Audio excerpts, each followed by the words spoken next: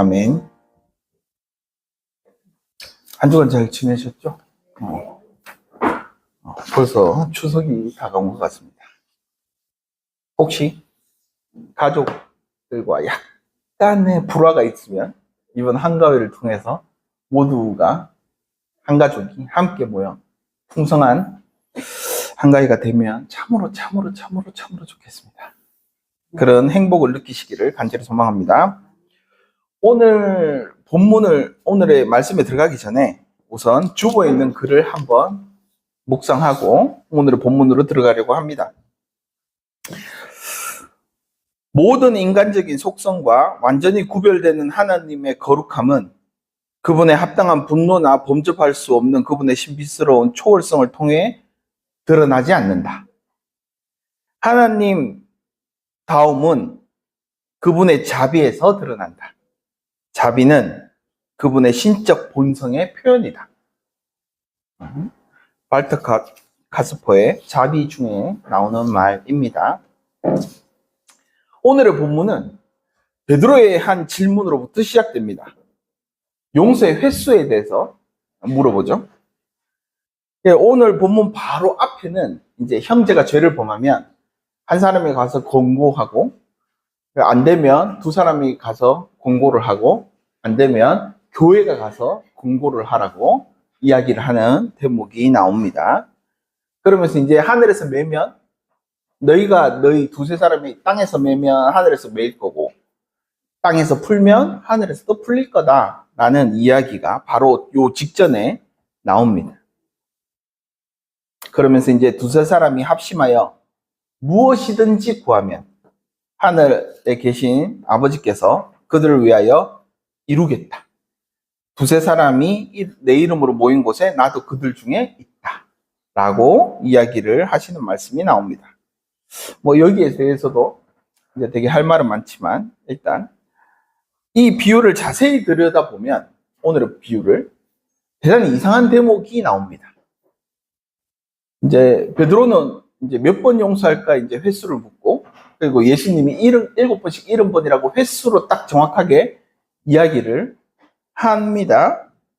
근데 이제 그에 대한 비유로 시작하기를 하늘나라는 자기 종들과 셈을 하려고 하는 왕의 이야기로 시작을 합니다. 이제 베드로가 셈으로 물었으니 그리스도께서 셈으로 대답하고 비유를 셈으로 시작하는 형국입니다. 잘 아시겠지만 셈을 한다는 건 어떤 특정한 기준을 가지고 따져 묻는다는 뜻입니다.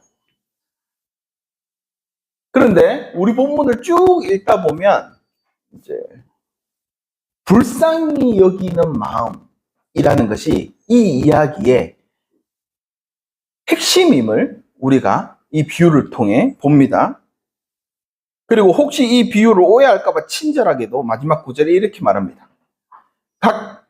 너희가 각각 진심으로 형제나 자매를 용서해 주지 않으면 내 하늘 아버지께서도 너희에게 그와 같이 하실 것이다. 이 이야기를 종합보자면 하늘나라는 진심으로 형제나 자매를 불쌍히 여기지 않으면 혹은 용서하지 못하면 결단코 그 나라는 오지 않을 거야 라고 이야기하는 것과 같습니다. 놀랍게도 이 비유 안에도 대단히 모순점이 있습니다. 용서에 관한 질문을 베드로가 7번 할까요? 라고 물어봤을 때 예수님께서는 7번씩 70번이라도 해라 라고 이야기를 했습니다.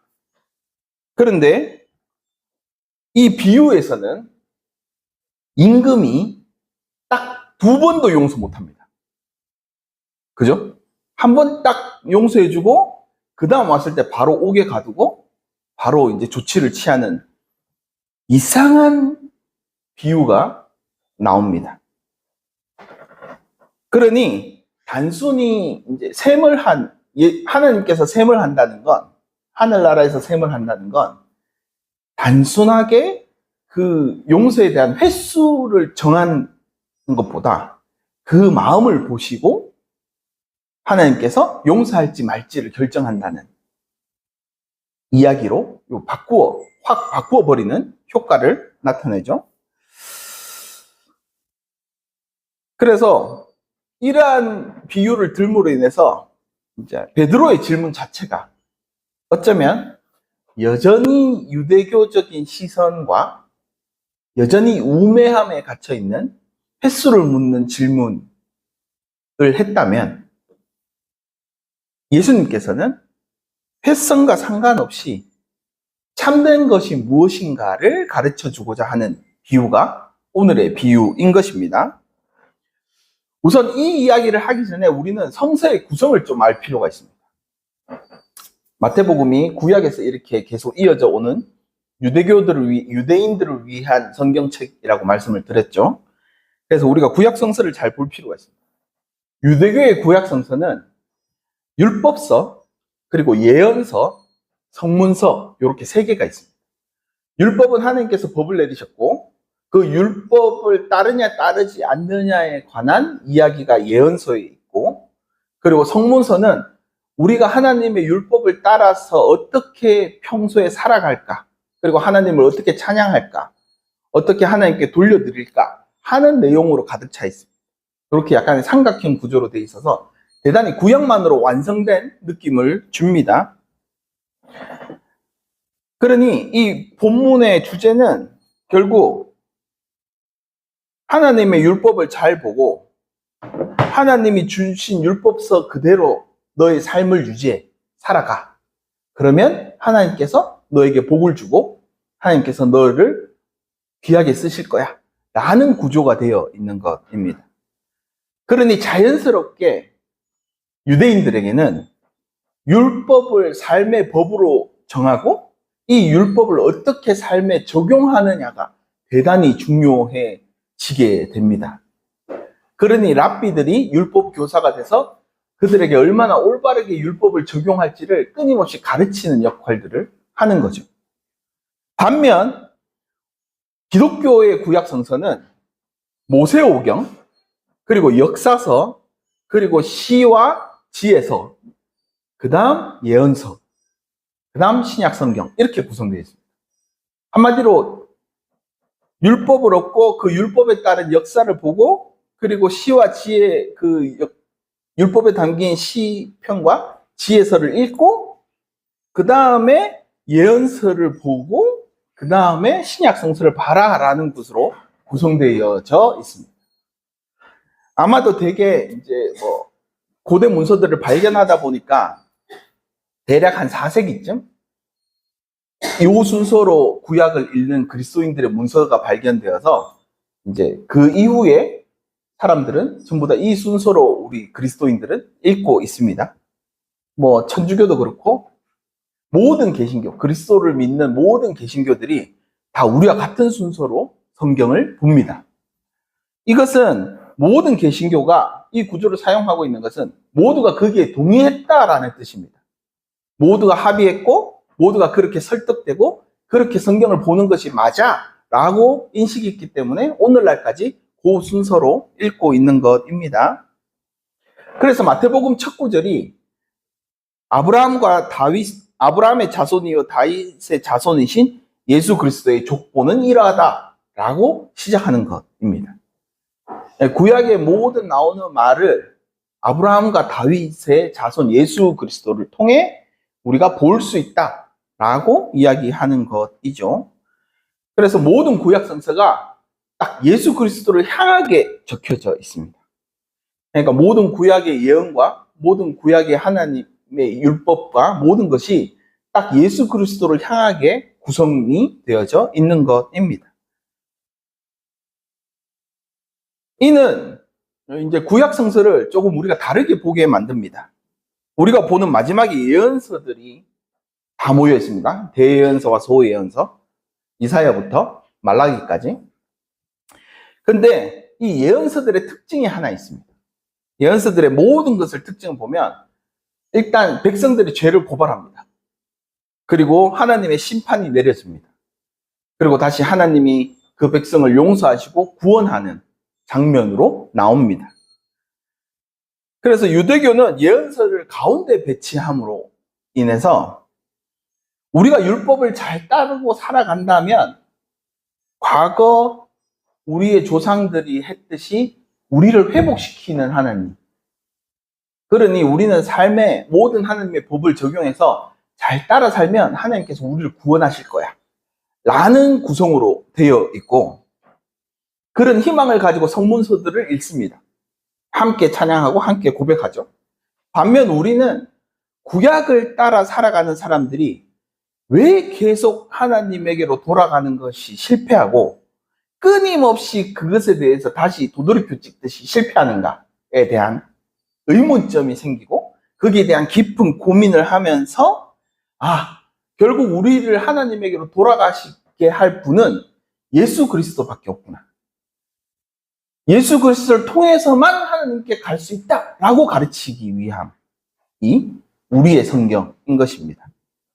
그래서 하나님께서 가르쳐주는 온전한 길도 예수 그리스도의 삶으로 보여주셨고, 그리고 혹시 인간이 그 길에서 또 벗어나 구약의 도돌이표처럼 쳇바퀴 돌까봐 예수 그리스도는 우리를 위해 죽으셨고, 그리고 다시 부활하셔서 삶으로, 온 삶으로 살아계신 하나님과 우리 곁에 계신 하나님을 증거했다라고 이제 전환점을 가져오는 것입니다.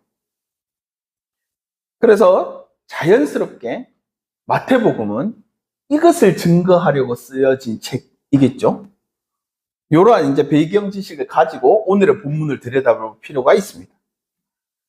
신약 성서를 보면 수많은 곳에서 예수님이 무리를 보고 불쌍히 여긴다라는 말씀이 많이 나옵니다. 마태복음에서도 꽤 많이 나옵니다. 예를 들어 무리를 보시고 민망히 여기시니 이는 저희가 목자 없는 양 같아서 고생함이 유리함이라. 이외에도 14장에도 나오고 15장에도 나오고, 말씀으로 병자를 고칠 때에도 불쌍히 여긴다는 말씀이 나오고, 이렇게 성경에 굉장히 자주 등장합니다. 이때 요 불쌍히 여기다, 민망히 여기다 라는 뜻을 지닌 단어가 스플랑크니조마이라는 단어입니다. 스플랑크니조마이. 근데 이 단어는 신생 단어입니다. 딱 마태복음에서만 3번 나옵니다. 그러니까 마태복음이 이 단어를 가지고 예수 그리스도를 설명하고자 했던 것입니다.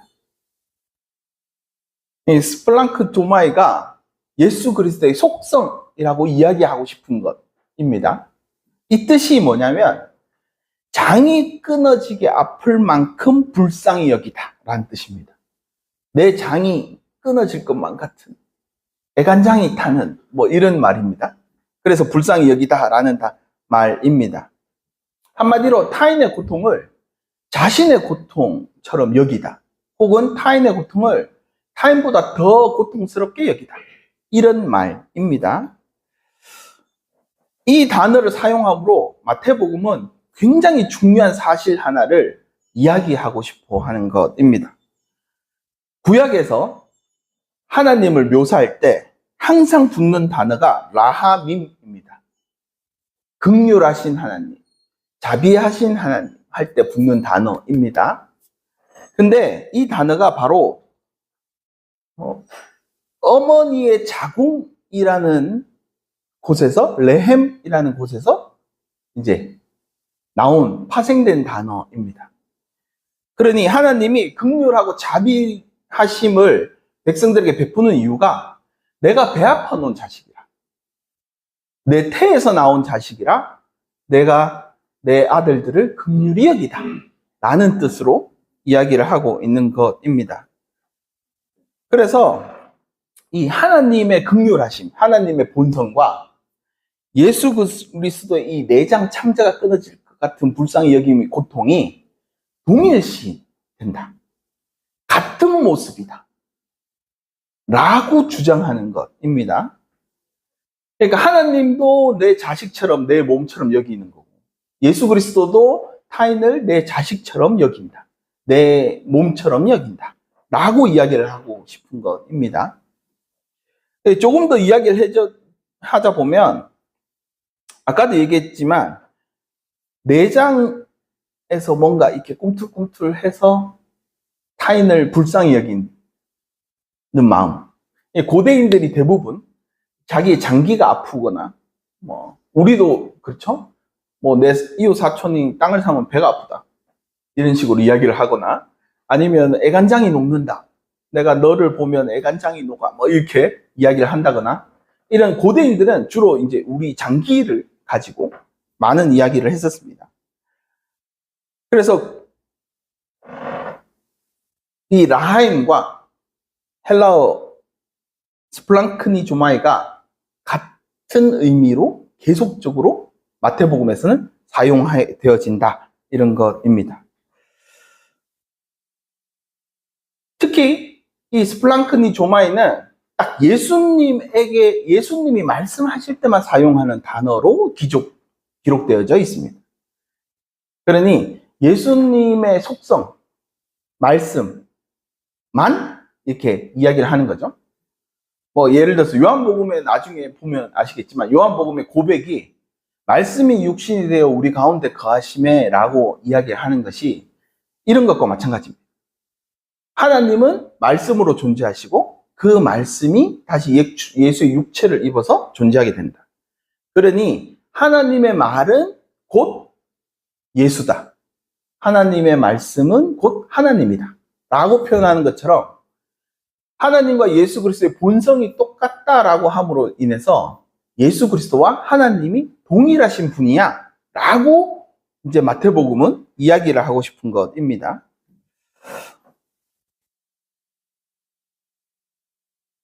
그래서 이 두 단어는 구약과 신약을 이어주는 매우 아름다운 단어이자 구약의 모든 신학과 예수 그리스도를 통한 신학을 한 번에 이어주는 단어입니다. 그러니 마태복음이 이 단어를 굉장히 고심해서 사용했던 것입니다. 다시 이제 신약으로 돌아와서 이 마음이 실은 모든 율법의 기준이 됩니다. 구약도 하나님이 백성들 사이에서 지켜야 할 행동 기준을 말씀하실 때 노하기를 더디하시고 이러한 오래 참으시고 하는 모습으로 백성들 사이에서 선악을 가리는 모습으로 나옵니다. 그런 것처럼 예수 그리스도의 이 마음이 기독교로 하여금 율법을 어떻게 받아들일 것인가, 어떻게 해야 되는 것인가 라는 이야기가 되는 것입니다. 하나의 예로 구약의 스가랴 7장 9절에서 10절을 보면 이렇게 말합니다. 나 만군의 주가 이렇게 말한다. 너희는 공정한 재판을 하여라. 서로 관용과 자비를 베풀어라. 가부와 고아와 나그네와 가난한 사람을 억누르지 말고 동족끼리 해칠 생각을 하지 말아라. 결국 하나님의 율법은 내 이웃에게 적용을 할 때, 그리고 진실한 재판이 되려면 반드시 서로 관용을 베풀고 자비를 베풀어야 한다. 그래야 그것이 진실한 재판이다 라고 이야기할 정도로 이 모든 구약의 율법은 하나님의 이 관용, 라임으로부터 시작되는 것입니다. 그래서 라임은 구약시대 전체를 통틀어서 내가 사람과에 대한 행동, 하나님 앞에서의 행동을 규정하는 규정이 됩니다. 그리고 저의 해석이긴 하지만 구약의 지혜 역시 그 근원이 여기에 있다고 이야기를 합니다. 공정하게 느끼는 재판이라면 그거는 상당히 지혜롭지 않으면 그런 재판을 할 수가 없습니다.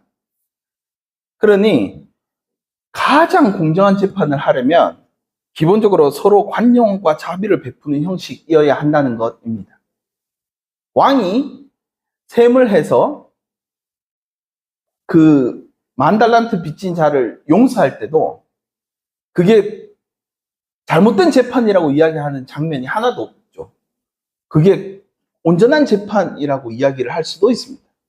그래서 그러한 비유를 일부러 왕이 어떤 셈을 해서 판단하는 기준이 된다라고 오늘의 비유를 적은 이유도 바로 여기에 있습니다. 그리고 솔로몬이 말하기를 하나님을 경외하는 것이 지혜의 근본인데 하나님을 경외하는 이유가 바로 하나님의 자비하심과 긍휼하심을 내 삶에 느끼고 비로소 그게 경외심이 생긴다라고 이야기를 할 정도입니다. 그리고 율법이 시작할 때 애시당초 모세가 주님은 자비하고 너그러우신 하나님이라고 라하임을 통해 하나님은 원래 이런 분이야.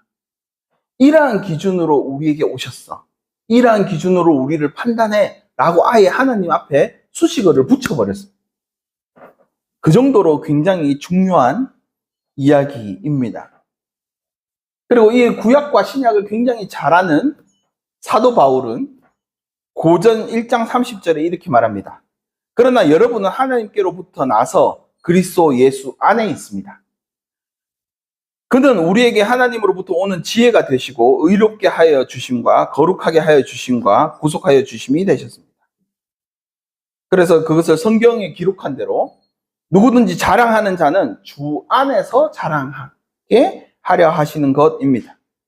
즉 예수는 하나님으로부터 나와서 우리에게 지혜가 되셨고 그리고 그 예수를 따르는 사람들은 지혜롭게 될 것이고 한 발 더 나아가 구약에서 이야기하는 그리고 신약으로 넘어오는 이 모든 이야기의 주가 주 예수 그리스도라는 것이고 오로지 예수 그리스도의 그 근원 안에서만 우리는 뭔가 자랑할 게 있다고 이야기를 하는 것입니다.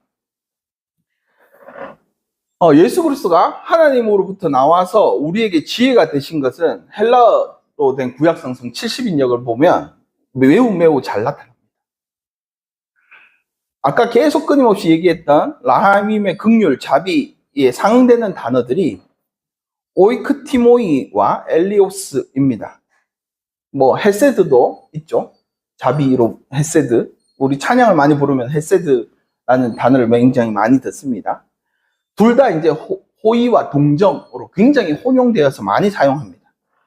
그래서 하나님의 자비를 이 오이크티르모스와 엘레오스로 굉장히 이렇게 막 혼용해서 구약 성서를 헬라어는 적어놨습니다. 그런데 이 단어는 해석하기를 가지고 있는 뜻이 이렇습니다. 어떤 사람이 부당하게 다가온 고통을 마주하게 될 때 불러일으키는 감정. 즉, 비참하고 고통하는 이들의 고통을 덜어주고자 하는 열망. 그리고 그들을 그 고통에서 구원해주고 싶어 하는 감정. 이 합쳐진 단어입니다. 그래서 우리가 출애굽기에서는 이집트에서 고통당하는 백성들을 보고 하나님이 그들을 내 백성으로 삼을 요건으로 설정하시는 부분도 타인의 그 부당하게 당하는 고통을 보고 하나님께서는 그들을 구해야 되겠다는 열정에 휩싸여서 긍휼을 베푸시는 것입니다. 그래서 결국 타인이 고통당하는 것을 보고 내 안에서 일어나는 선한 의지가 바로 긍휼한 마음인 것입니다. 그래서 그 긍휼함을 가지고 사람들을 대하고 서로를 대하고 하나님을 대할 때 비로소 그 율법이 가지는 진정한 본성을 드러낼 수 있다라고 구약성서는 계속 이야기를 하고 있는 것입니다.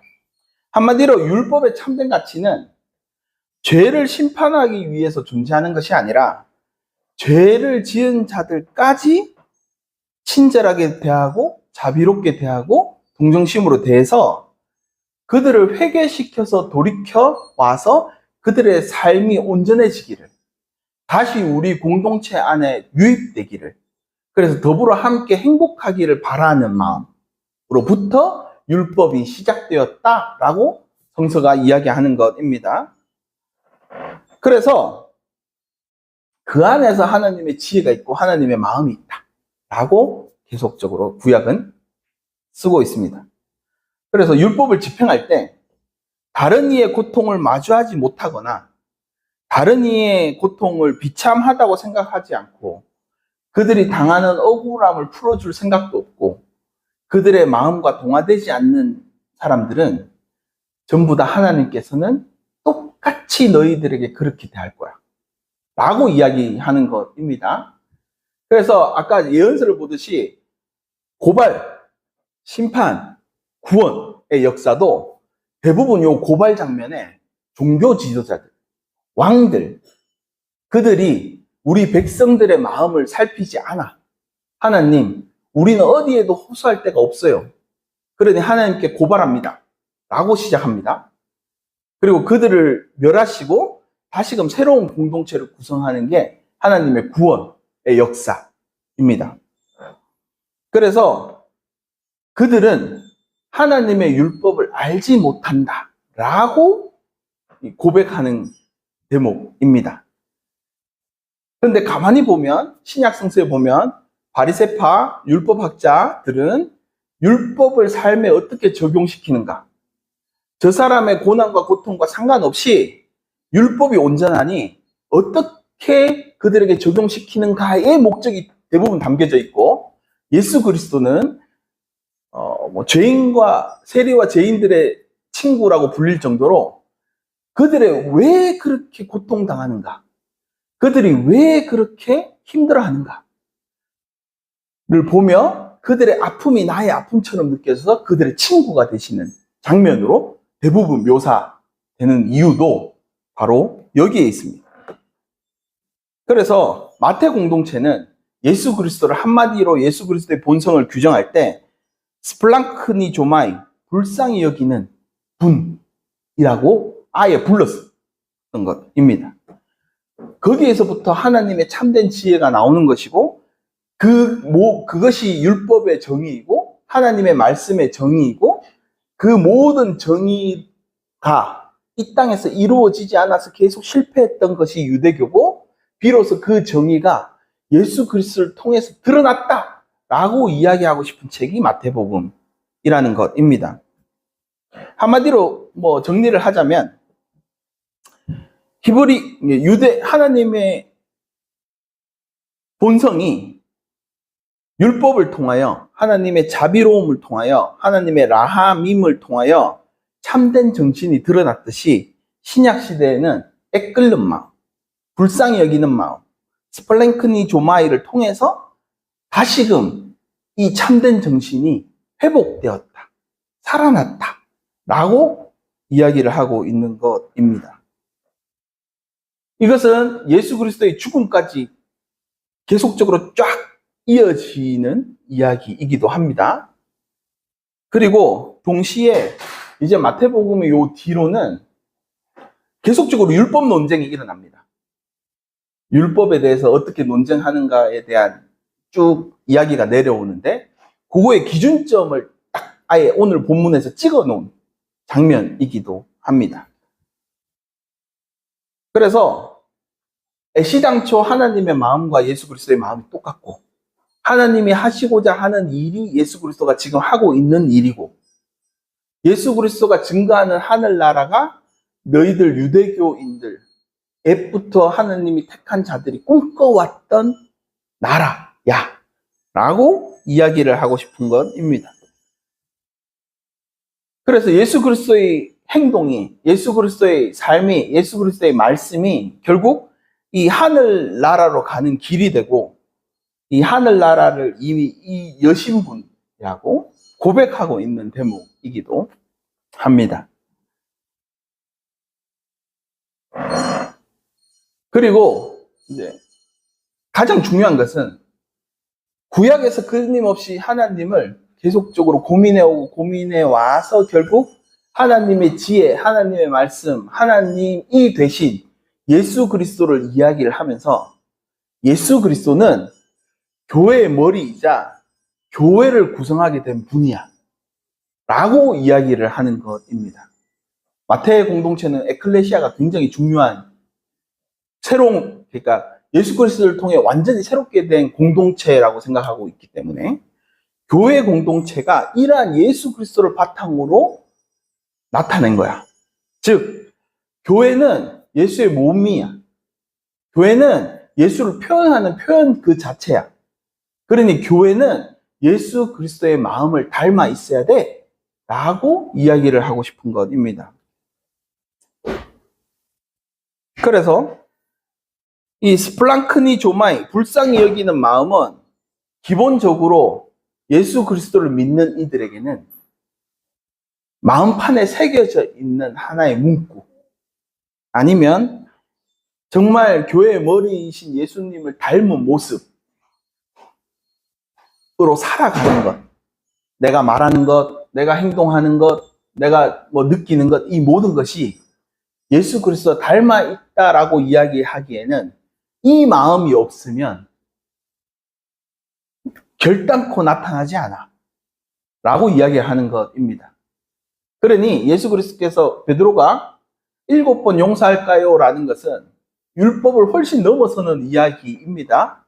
그럼에도 불구하고 7번씩 70번 할 수 있어야 돼 라고 이야기하는 건 불가능한 것을 하라고 이야기하는 것이 아니라 그 율법 정신에 너희가 만약에 이웃을 불쌍히 여기거나 내 아픔처럼 여기거나 내가 배 아파 나온 자식처럼 여긴다면 7번에서 70번까지 용서할 수 없겠어? 할 수 있겠지. 그렇게 용서하고 그들이 돌아왔을 때 탕자처럼 받아들일 수 있겠지. 함께 기뻐할 수 있겠지. 벗은발로 나가서 그들의 돌아옴을 기뻐할 수 있겠지. 라고 질문을 바꾸는 이야기가 됩니다. 이것이 굉장히 잘 나타나는 곳이 사도행전에 있습니다. 사울이 바울이 되는 장면에 일부러 그곳을 적어 놓았습니다. 사울이 예수를 핍박하는 자죠. 그리고 예수를 따르는 사람들을 고발하고 계속 다닙니다. 그러다가 이제 길가에서 예수님을 만납니다. 눈이 멀죠?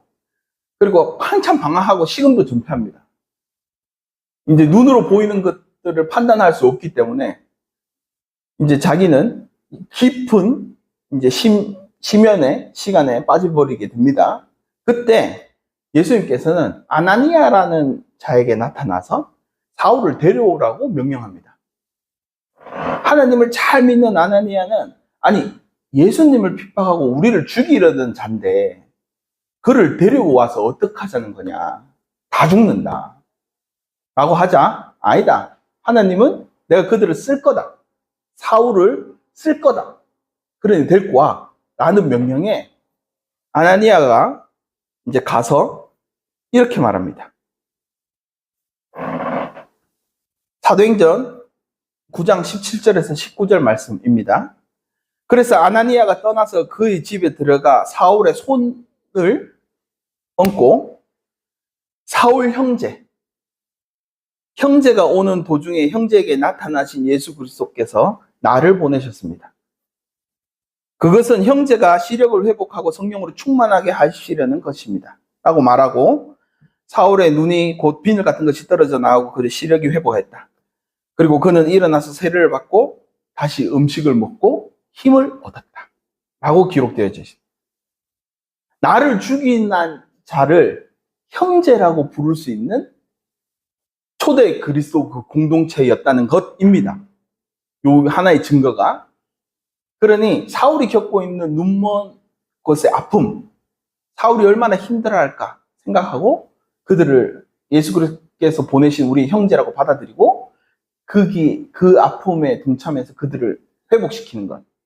그리고 다시금 밥을 먹고 다시금 힘을 내게 하는, 그렇게 바울을 받아들이는 장면을 묘사해 놓은 것입니다.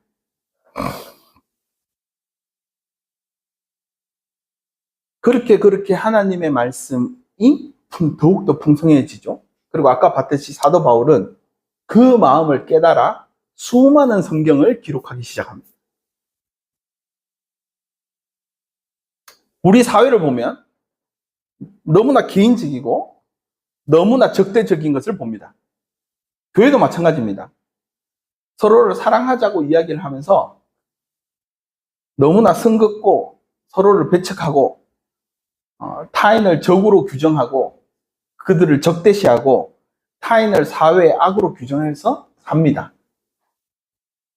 앞서 보았듯이 율법도 잃어버린 사람들을 회개시키고 돌이키게 만들어 다시금 우리와 함께하는 형제 자매로 되기를 여기는 불쌍한 마음이 전혀 없는 그런 세상이 되어버렸습니다.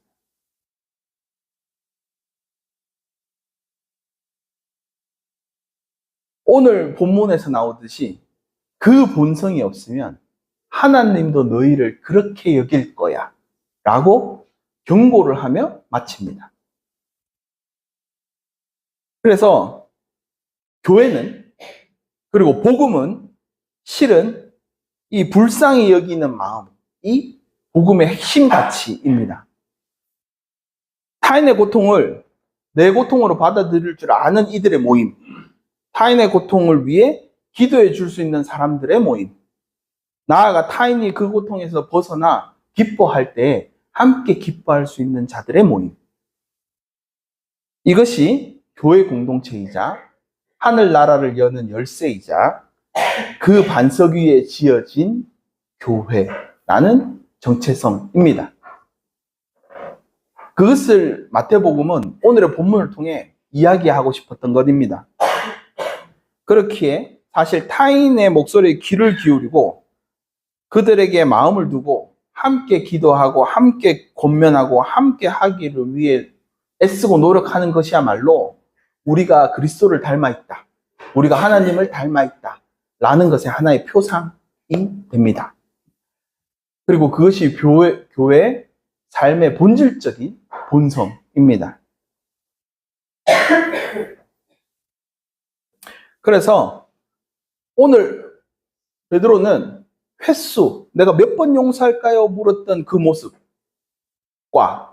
예수 그리스도는 아니야, 불쌍히 여기는 마음이 있어야 돼 라는 이야기가 상충되면서 우리가 어떻게 세상을 바라봐야 되는지 가르치고 있는 것입니다. 바울이 믿음이 먼저라고 하는 이유도 바로 여기에 있습니다. 예수 그리스도의 본성을 닮아야 비로소 우리의 행동이 바뀌고 우리의 생각이 바뀌고 우리 교회가 바뀌고 세상이 바뀐다 라고 이야기를 하고 싶은 것입니다. 그래서 교회로서 무엇이 옳은가를 오늘의 본문 마지막 구절이 제일 잘 가르쳐 줍니다. 너희가 각각 진심으로 형제나 자매를 용서해 주지 않으면 하늘 아버지께서도 너희를 그와 같이 할 것이다. 이 말씀은 문장이 용서, 지금까지 계속 용서에 대한 주제를 다뤘지만 그 방점이 용서에 있는 것이 아니라 형제와 자매에 있습니다. 진심으로 형제와 자매를 생각하지 않으면 이라는 문구로 시선을 완전히 바꾸시는 대목입니다. 그래서 우리에게 이렇게 질문하는 것입니다. 네 옆에 형제와 자매가 있냐? 너는 누구를 형제와 자매라고 생각하느냐? 나아가 그들의 아픔을 네 창자가 끊어지는 것처럼 고통을 느끼느냐? 그들을 구원할 마음이 있느냐? 그들을 도와줄 손길을 뻗을 힘이 있느냐? 그리고 그들을 위해 기도하고 함께 울고 함께 웃어줄 수 있느냐? 라고 하는 질문으로 바뀝니다. 너희가 그렇게 느끼지 않고 그렇게 바라보지 않는다면 예수 그리스도와 하나님 역시 너희를 내 형제나 자매라고 생각하지 않을 거야 라고 하는 본문이 돼버립니다. 마지막 본문. 그래서 교회의 본성은 실은 라함임과 스플랭크니 조마이로 통해 들여다봐야 합니다. 예수님께서는 공생의 기간 동안 자신에게 고통당하고 오는 이들을 모두를 보살폈습니다. 그리고 그들을 친구라 생각했고 그들을 형제 자매라고 생각했어요. 그러다 보니 예수 그리스도를 따르는 사람들이 수천 명이 됩니다. 수만 명이 됩니다. 오병이의 기적도 그곳에서 일어나는 것입니다. 오늘 본문에 앞서서도 나병 환자가 왔을 때도 그를 만지고 과부의 죽은 아들을 살릴 때도 관을 만지시고 이렇게 사회의 규정으로 멀어져 있던 이 공동체로 다시 들어올 수 없던 이들의 손을 잡고 다시 와. 함께 하자. 함께 할 수 있어. 라고 그들을 회복시키는 그리스도의 마음에 계속적으로 생명이 깃든다. 그곳에 생명이 풍성해진다. 그래야 그 생명들이 올바른 삶을, 방향을 정하고 살아갈 수 있게 된다라고 계속적으로 이것이 하나님의 율법이다 라고 계속 기록해 놓은 것입니다. 그래서 교회가 끓는 감정, 창자가 끊어질 것 같은 마음, 그 마음으로 주변에 억눌린 사람들, 사회적, 종교적으로 가난한 사람들, 소외됐던 사람들을 내 형제, 자매라고 여기고 그들을 받아들이고 그들로 하여금 다시금 그리스도 안에서 살아갈 수 있도록 그 생명을 붙돋는 일을 해야 참된 그리스도인으로서의 삶을 살아갈 수 있다라고 이야기를 하고 있는 것입니다. 현대인들은 특히 가난하고 고통 신음받는 사람들을 외면합니다. 왜냐하면 그들은 사회적으로 도태된 사람들이기 때문에 그들은 사회에 악을 저지를 수 있는 사람이 될 것이고 사회가 그들을 배척했으니 그들도 사회를 배척해서 사회에 혼란을 일으키는 사람들이라고 취급합니다. 그거는 예수 시대에 그랬고 고대 로마 시대에도 그랬고 계속 그 공동체를 위협하는 위협으로 생각하는 사람들이 대단히 많이 존재했습니다. 하지만 교회는, 하나님은 그러한 마음으로 너희들을 구원하지 않았다 라고 이야기를 하고 있는 것입니다. 이러한 마음을 굉장히 잘 묵상한 사람이 한 사람이 있는데 보네퍼라는 사람입니다. 보네퍼가 바퀴 아래 깔린 희생자들을 도와주는 것만 아니라 바퀴를 멈추기 위해 바퀴살이 돌아가지 못하도록 막고자 하는 애쓰는 마음, 애끓는 마음이 오늘날의 교회에 매우 필요하다라고 이야기를 한 적도 있습니다. 우리의 현실도 마찬가지입니다. 우리의 현실도 그들을 돌아보지 못하게 하는 수많은 이유들이 존재합니다. 그럼에도 불구하고 우리가 참된 그리스도인이 되려면 이 애끓는 마음, 긍휼한 마음의 바탕으로 시작해야 합니다. 교회도 그래야 되고 교인들도 그래야 합니다. 그래야 우리 삶이 훨씬 더 예수 그리스도를 향하게 되고 예수 그리스도를 삶에서 발견하게 됩니다. 그러면서 신앙심도 깊어지고 보다 더 우리의 인격도 아까 제가 지혜라고 했으니까 우리의 인격도 깊어지고 우리의 생각도 훨씬 더 깊어져서 더 잘 그런 행동들을 하며 살아갈 수 있게 될 것입니다. 그 일을 위하여 우리를 먼저 부르셨습니다. 그래서 우리 안에 항상 기도하기를 그리스도의 자비하심과 은혜로운 마음이 가득가득 넘쳐나기를, 저는 그 마음을 위해 나를 점점 속 좁고 점점 괴팍해지고 강팍해지는 마음과 예수 그리스도 닮으려는 그런 풍요로운 마음이 언제나 내 안에서 싸움이 일어나겠지만 그 싸움에서 항상 승리할 수 있도록 예수 그리스도께 기도하는 그런 기도가 필요한 시점이 아닌가 생각합니다. 다 같이 기도하겠습니다. 교회의 근본 마음을 알게 해주심에 참으로 감사를 드립니다.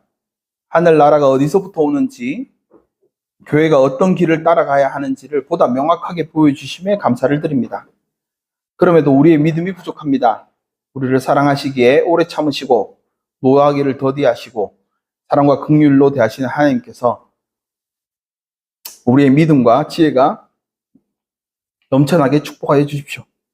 이웃과 더불어 하나님의 마음을 발견할 때마다 우리의 믿음이 더욱더 깊어지게 해 주십시오. 그리스도의 마음을 내 마음판에 새기고 살아가는 그리스도인 교회가 될 수 있도록 해 주십시오. 하나님의 지혜이자 하나님의 참된 마음이신 우리 주 예수 그리스도